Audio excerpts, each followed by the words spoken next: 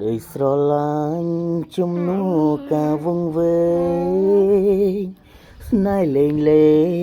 តែបងគិតមែនតើបងឈឺចាំមិនដែរចេះសមដែរស្នេហ៍មែនតែនធ្វើឲ្យបងឈឺចាប់បើមិនស្មោះហេតុអ្វីចូលមកស្និទ្ធមកគៀកកិតឲ្យបងយល់ច្រឡំបើមិនស្នេហ៍ហេតុអ្វីក៏បនលំឲ្យបងយល់ច្រឡំថាមែនតើអូនឈប់សូមដែងទីទៅបានទេ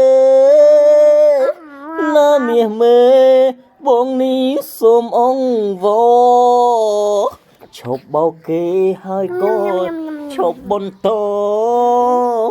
បងអង្វរតើអូនធ្វើបានអត់ធ្វើមិនស្មោះពីបានណាស់មែនទេ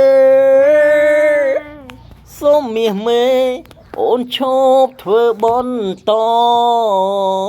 ត្រូវរៀនរួងធ្វើជាមនុស្សស្មោះសរឈប់